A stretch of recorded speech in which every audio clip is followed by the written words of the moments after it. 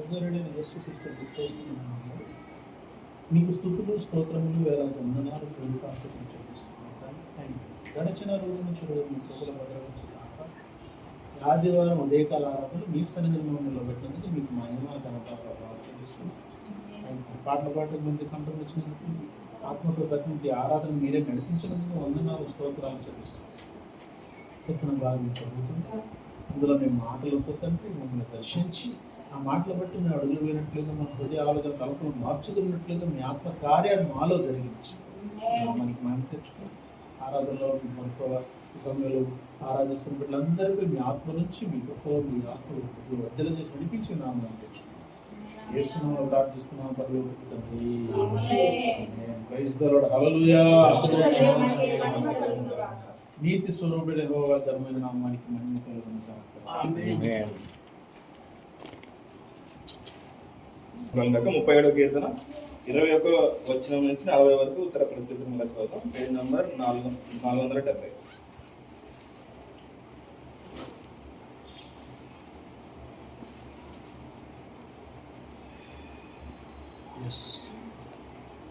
దావీదు కీర్తన. భక్తిహీనులు అప్పు చేసి తీర్చుకుందు, నీతిమంతులు దాక్షిణ్యము కలిగి ధర్మమిత్తులు. యెహోవా ఆశీర్వాదము నొందిన వారు భూమిని స్వతంత్రించుకొందురు, ఆయన శపించిన వారు నిర్మూలమగుదురు. ఒకని నడత యెహోవా చేతనే స్థిరపరచబడును, వాని ప్రవర్తన చూచి ఆయన ఆనందించును.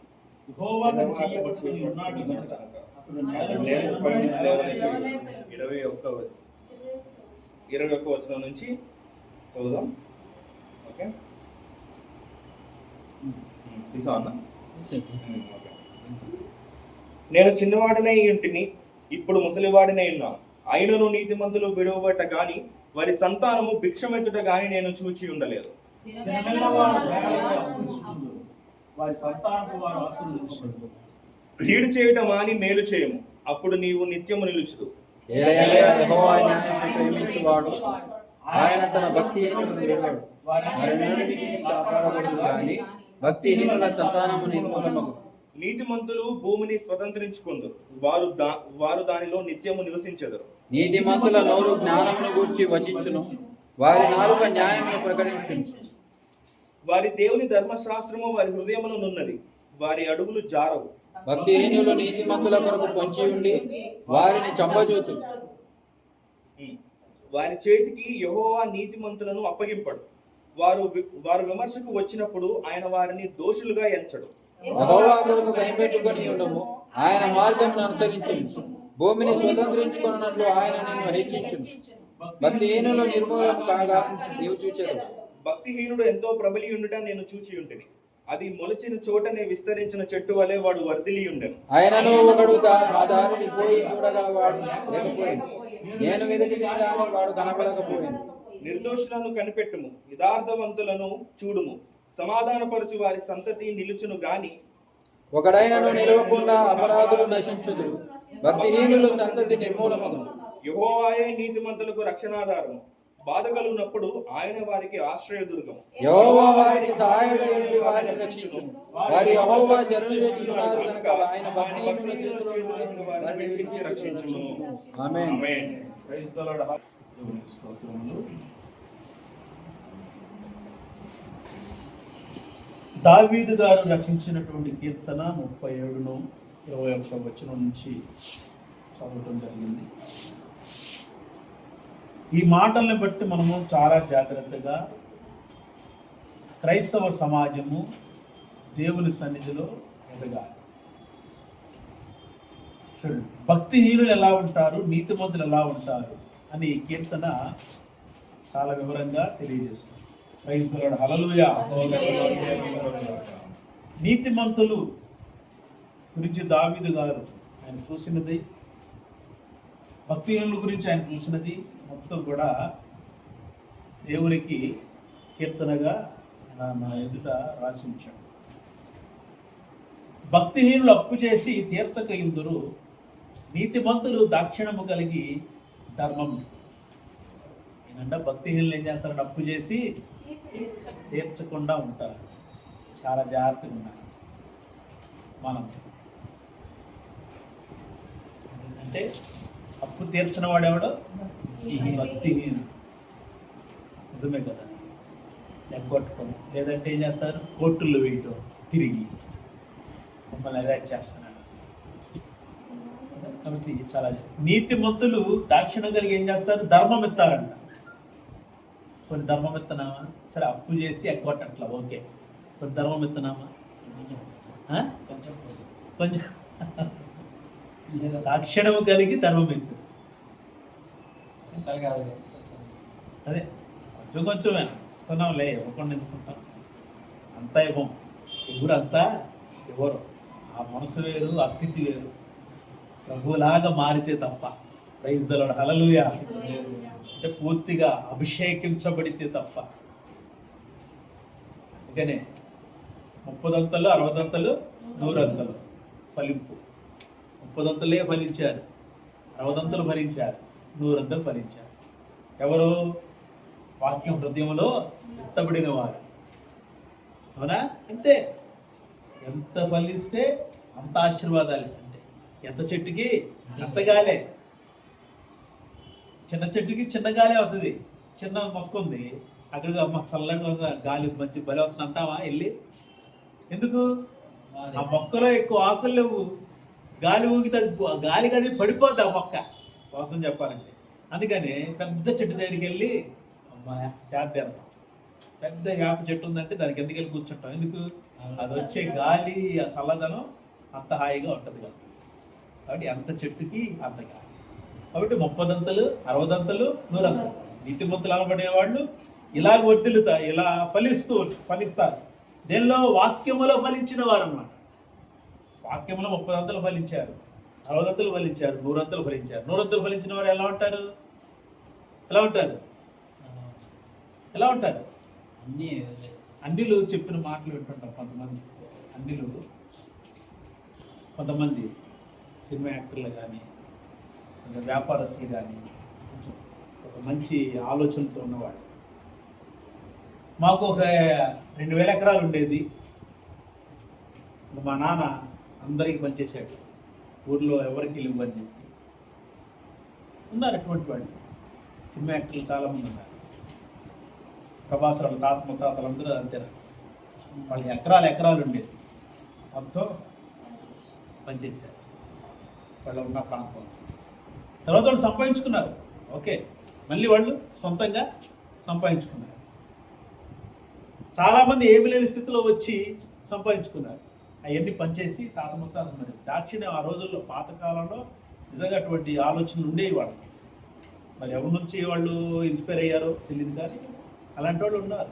కానీ ఈరోజు ఇప్పుడు లేదులే, ఇప్పుడు ప్రజెంట్ కాలంలో లేదు. ప్రజెంట్ కాలం ఎలా ఉంది?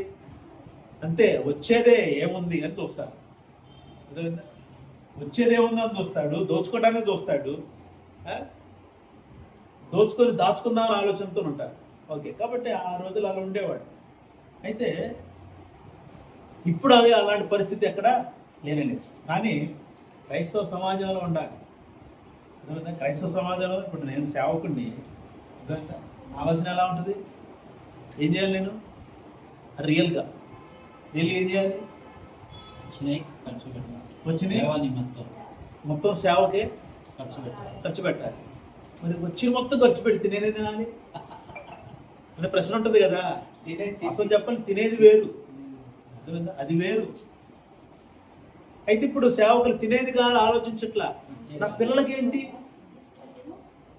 ఏంటంటే, నా పిల్లలకేంటి, తరతరాలకేంటి, వాళ్ళ పిల్లలు ప్రభుకి వాళ్ళు ఇచ్చేటటువంటి వాళ్ళ సంఘం ద్వారా సంపాదించింది పోద్దేమో అని చెప్పేసి పిల్లలకి ట్రైనింగ్ ఇప్పించేసి 10th క్లాస్ అయిపోగానే మానిపించేసి ట్రైనింగ్ ఇప్పించేసి ఎక్కడో మంచి కాలేజ్, ఎక్కడ ఏ అమెరికానో ఎక్కడికో పంపించేసి కాలేజీల్లో ట్రైనింగ్ ఇప్పించేసి మంచి ట్రైనింగ్ అయిపోయిన తర్వాత మళ్ళీ అరైవల్ మీటింగ్ కూడా పెట్టేసి వాళ్ళ దగ్గరనే దండలతో ఆహ్వానించి స్టేజీల మీదకి, తర్వాత చర్చిలో అంటే ఎయిర్పోర్ట్ నుంచి దండలతో ఆహ్వానిస్తారు. తర్వాత చర్చిలో మీటింగ్ పెడతారు కదా, చర్చికి వచ్చేసరికి అసలు ఇంకా ప్రతిష్ఠించేస్తారు. అయిపోయింది, అమ్మయ్య మా ఆస్తులు ఎక్కడికి అని ఒక అయిపోయింది. అంటే ఆస్తులను కాపాడుకోవడం కోసం సేవ. 10 మంది సేవకులు అంటారు. కట్నాలు ఎలా ఇస్తున్నారు తెలుసా? సంఘాలు కట్నాలు ఇస్తున్నారు. సంఘాలు కట్నాలు తెలుసా? విన్నారా? వినలేదా?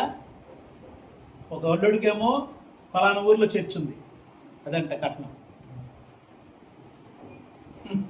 ఇంకో అల్లుడికి ఇంకో చోట ఇక్కడ హైదరాబాద్లో చర్చ్ ఉంది.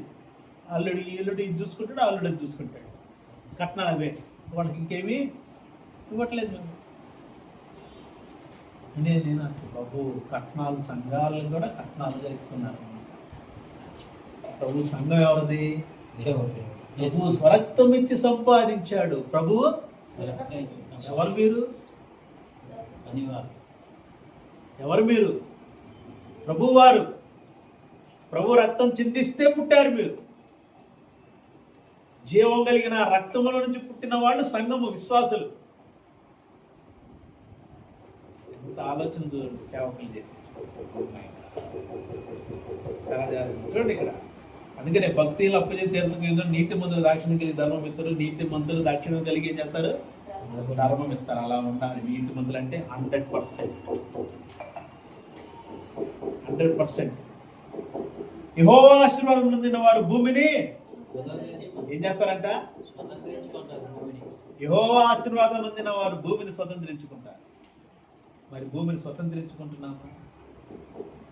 యెహోవా ఆశీర్వాదం ఉందా మన మీద? ఆలోచించాలి. ఇవన్నీ మనకు దేనికి? ప్రార్థనలో మనము వీటిని బట్టి ప్రార్థనలో ఎదగాలి.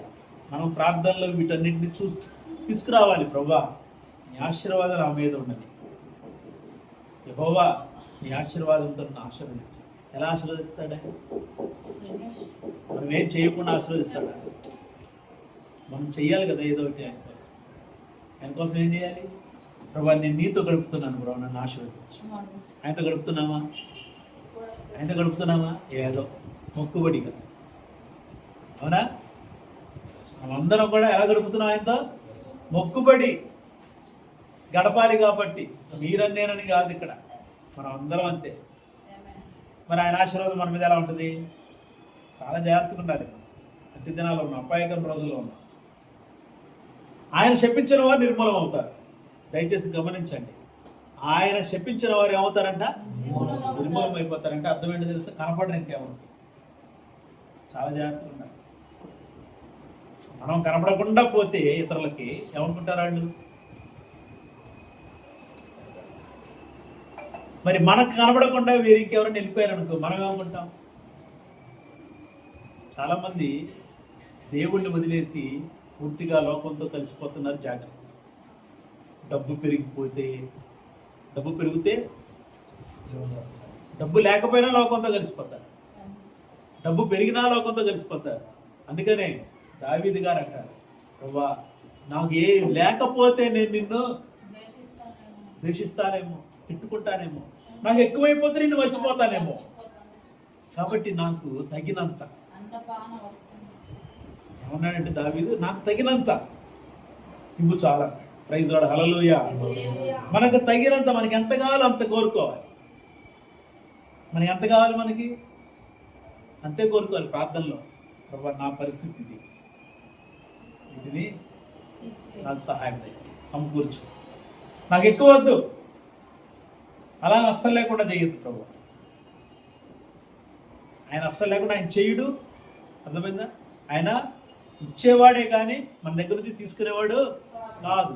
అంటే మనము మన దగ్గర నుంచి పోతుందంటే అర్థం ఏంటంటే జస్ట్ మనమే దారి తప్పి పోగొట్టుకుంటున్నాము. అది పోతుంది, అది మనం గమనించాలి. అందుకనే ఆయన శపించిన వారు నిర్మూలం అవుతారు. ఆయన చేత మనం శపించబడితే మన పరిస్థితి. కాబట్టి ఆయన చేత మనం శపించబడకుండా ఉండాలంటే ఆయన పాదాలు పట్టుకొని బతిమలాడుకోవాలి. నన్ను ఆశీర్వదించు, నాకు సహాయం దయచేయి, క్షమించు, కృప చూపించు ప్లీజ్. నేను ఇలా ఉన్నా, నా ఆలోచనలు ఉన్నా, తలంపులు ఇలా ఉన్నాయి. అర్థమైందా? ఆయనకి కాకపోతే ఇంకెవరికి చెప్తాం? మనం భార్యకి చెప్పం, పిల్లలకి చెప్పం, భర్తకి చెప్పం. అవసరం లేదు వాళ్ళకి ఎవరికి. ఎందుకు? వాళ్ళే మనల్ని అర్థం చేసుకోరు. అర్థమైందా? భర్తకి చెప్పినా, భార్యకి చెప్పినా, పిల్లలకి చెప్పినా, ఎవరికి చెప్పినా అర్థం చేసుకోవచ్చు. ఎవరు అర్థం చేసుకునేది? తప్పనిసరిగా ప్రైజ్ లార్డ్, హల్లెలూయా. దేవుడు అక్కడే అర్థం చేసుకుంటాడు.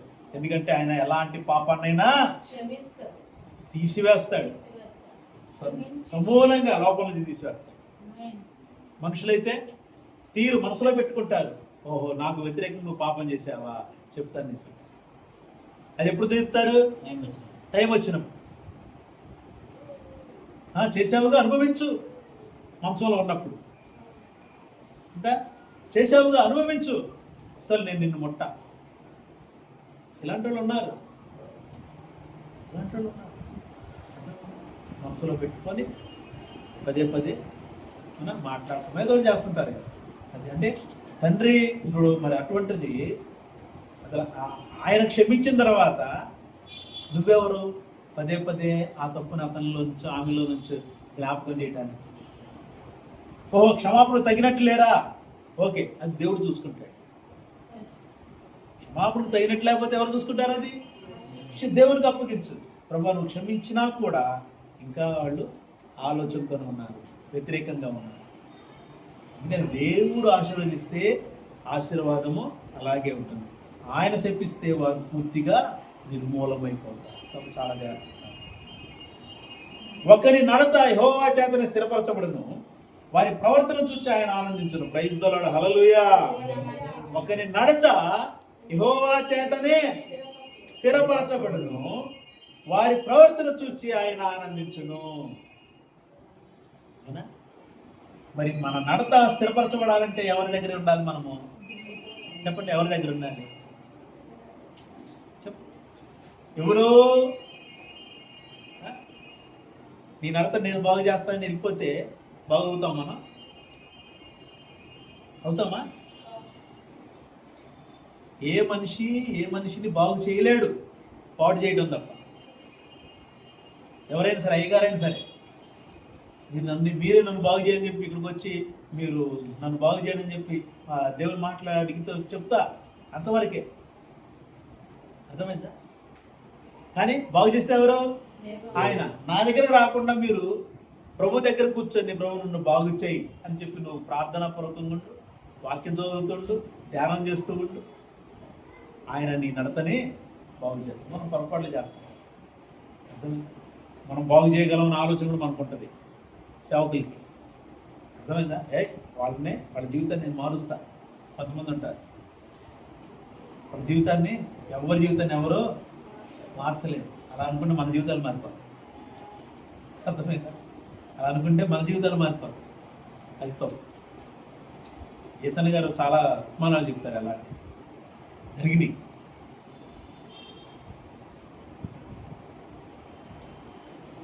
రక్షణ పొందుకున్నాడంట, వచ్చాడంట, రక్షణ పొందుకున్నాడు. తర్వాత ప్రేరేపణ కలుగుతుందంట, సువార్త చెప్పాలి ఎవరు, వాళ్ళ మధ్య సేవ చేయాలని చెప్పి. ఒరే ఎల్లమాక యేసన్న గారు అన్నారంట, వద్దురా నాయన వ్యభిచారుల మధ్య అల్లమాకరా, నాకు దేవుడు సెలవిచ్చేదాకా ప్రేరేపణ కలుగుతుంది. అయినా సరే వెళ్ళలేదంట, అనుకుంటే వెళ్ళిపోయాడు. కొద్ది రోజులకి వాడు తిరిగి రాలేదు. ఏంటారంటే వాడు అందులో కలిసిపోయాడు. జాగ్రత్తగా ఉండాలి. ఎవరిని మార్చలేము. ప్రభు కృప ఉంటే తప్ప. దాన్ని గుర్తించాలి, గ్రహించాలి, లేదంటే మనమే పాడచ్చు. చాలా జాగ్రత్తగా ఉండాలి. అందుకని నడత ఎవరి చేత? యెహోవా చేతనే స్థిరపరచబడింది, వారి ప్రవర్తన చూసి ఆయన ఆనందిస్తాడు. అందుకని మన యొక్క నడత స్థిరపరచబడాలంటే ఆయన పాదాలు పట్టుకోవాలి. తర్వాత యెహోవా అతను చెయ్యి పట్టుకుని ఉన్నాడు కనుక అతడు నేలను పడినను లేవలేక ఉండడు. ఎవరి గురించి ఇది మాట? నీతిమంతుల గురించి. నీతి పైన ఉంది కదా, నీతిమంతులు. నీతిమంతుల చేయి ఆయన పట్టుకున్నాడు కాబట్టి వాడు పడిపోయినా లేస్తాడు. ప్రైజ్ ది లార్డ్, హల్లెలూయా. అది లేవలేక ఉండడు. దేవుడే చేయి పట్టుకున్నప్పుడు లేవలేదు అనుకో, బద్దకిస్తే కష్టం. నిర్లక్ష్యంగా ఉన్నా చాలా కష్టం. చాలా జాగ్రత్తగా ఉండాలి. మనకు తెలియకుండా మనం బద్దకిస్తున్నాము, అలాగే మనము నిర్లక్ష్యంగా ఉంటున్నాం. ఆయన చేపట్టుకున్నాడుగా అని నిర్లక్ష్యంలో ఉంటాం మనం, అలా పడిపోయి ఉంటాం. లెగవాలిగా, అది మనం అది పని చేయట్లేదు. ఆ పని లేచే పని మనం చేయట్లేదు. నేను చిన్నవాడిని ఏంటి, ఇప్పుడు ముసలివాడినై ఉన్నాను, అయినా నువ్వు నీతిమంతులు విడువబడ్డ కానీ వారి సంతానం భిక్షమెత్తుడుగా నేను చూచి ఉండలేదు. ప్రైజ్ ది లార్డ్, హల్లెలూయా. అర్థమైందా? నేను చిన్నవాడనే ఏంటి, ఇప్పుడు చెప్పు, భిక్షమెత్తారా నీతిమంతుల పిల్లలు? మరి మనం భిక్షమెత్తే స్థితిలోకి ఎందుకు వెళ్ళాలి? నీతిమంతుల పిల్లలు, వారి పిల్లలు, మన పిల్లలు, మనం దాని భిక్షమెత్తే స్థితిలోకి వెళ్ళకూడదు. చాలా జాగ్రత్తగా ఉండాలి, మనం చాలా నేర్చుకోవాలి, దేవునికి దగ్గర అవ్వాలి. దేవునికి దూరం అయితే మన పరిస్థితి చూడండి. నీతిమంతులు విడువబడటం కానీ వారి పిల్లల భిక్షమెత్తుడు కానీ విడిచిపెట్టాడంటే ఆయన ఏమవుతుంది చెప్పలేము. కొన్ని యూట్యూబ్లో వచ్చింది, మన ఏరియాలో ఉండే సేవకులు, అంటే ఇక్కడ జలవాయు విహార్ ఉంటాడు ఆయన సేవకులు. మన పిల్లలు ఆస్తులు అమ్ముకోవటానికి కొట్టుకుంటారు. ఒక చర్చిని అమ్మేశారు, ఇంకో చర్చిని అమ్మటానికి బేరం పెట్టారు. విశ్వాసులందరూ గోల చేస్తున్నారు. ఆయన ఏమో చనిపోయాడు కరోనా నుంచి.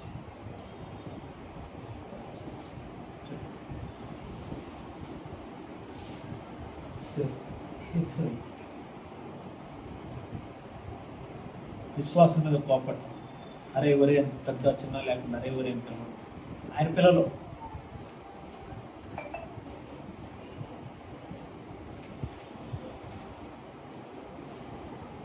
రేట్ వచ్చిందని చెప్పేసి రోడ్డు ఒక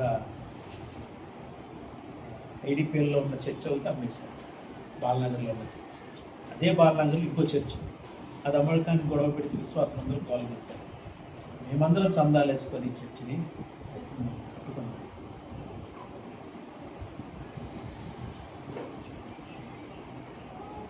నీతిమంతుల పిల్లలు, నీతిమంతులు విడువబడటం కానీ వారి సంతానం భిక్షమెత్తడం కానీ నేను చూచాను. చాలా చేస్తాను మేలు. ఒకటి ఇది దేవునిది అని గుర్తుంచుకుంటే చాలు, అదే చచ్చిపోయేంత వరకు ఉండాలి. ఇది దేవునిది, ఇది ఏ మనం అద్దెకి కడతాం. రేపు రాబోయే రోజుల్లో సొంత డబ్బుతో కొనుక్కున్నా దేవునిదే ఇది. అర్థమైందా? దీన్ని చూసుకొని విశ్వాసాలనే విడనాడకూడదు, విశ్వాసాలనే తోలనాడకూడదు. అలాగని మనము దేవునికి దూరం అయిపోయి స్థితిలోనికి వెళ్ళకూడదు. చాలా దేవునికి మనము స్థానం ఇవ్వకపోతే ఎవరై పరిస్థితి అంటే చాలా దినమెల్లా వారు దయాళులు అప్పుచ్చుచుందరు, వారి సంతానపు వారు ఆశీర్వదింపబడుతున్నది. దినమెల్లా వాళ్ళు దయాళులై అప్పు ఇచ్చుచుందరు, వారి సంతానపు వారు నీతిమంతులు. ఏం చేస్తున్నారు దినమెల్లా వాళ్ళు? అలా ఉండాలి మనము. నిజంగా ప్రతిరోజు కూడా ఎవరికో వాళ్ళకి సాయం చేసే స్థితిలో ఉండాలి. అడిగిన వాళ్ళకి కాదనకుండా ఇచ్చే స్థితిలో ఉండాలి. చాలా మనం చేసే ఆలోచన బట్టి మన యొక్క జీవన విధానం ఉంటుంది. చాలా జాగ్రత్త. కీడు చేయటం అని మేలు చేయు, అప్పుడు నీవు నిత్యము నిలుచు. ఏలైనగా యెహోవా న్యాయమును ప్రేమించేవాడు, ఆయన తన భక్తులను విడువడు. వారెన్నటన్నిటికీ కాపాడబడదురు కానీ భక్తిహీనుల సంతానం వెనుకలమగును. నీతిమంతులు భూమిని స్వతంత్రించుకొందురు, వారు దానిలో నిత్యము నివసించరు. నీతిమంతుల నోరు జ్ఞానము గురించి వచించును, వారి నాలుక న్యాయమును ప్రకటించును. వారి దేవుని ధర్మశాస్త్రం వారి హృదయంలో ఉన్నది, వారి అడుగుల జానము. భక్తిహీనులు నీతిమంతుల వరకు పంచుండి వారిని చంపజూతులు. చూడండి, భక్తిహీనుల గురించి నీతిమంతుల గురించి అంత వివరణగా మనం ప్రభువుని కోరుకోవాలి. యేసునందు నీతిమంతులైన వారు ఇలా ఆశీర్వదించబడాలి. నీతి ప్రభువుని ప్రేమను తెలుసు. చూడు చివరికి ఏముంది, యెహోవాయే నీతిమంతులకు రక్షణాధారము, బాధ కలిగినప్పుడు ఆయనే వారికి ఆశీర్వదకము. యెహోవా వారికి సహాయుడై వారిని రక్షించు. వారు యెహోవా శరణు వచ్చి ఉన్నారు కనుక ఆయన భక్తిహీనుల చేతిలో ఉన్న వారిని విడిపించి రక్షించును. Praise the lord, hallelujah.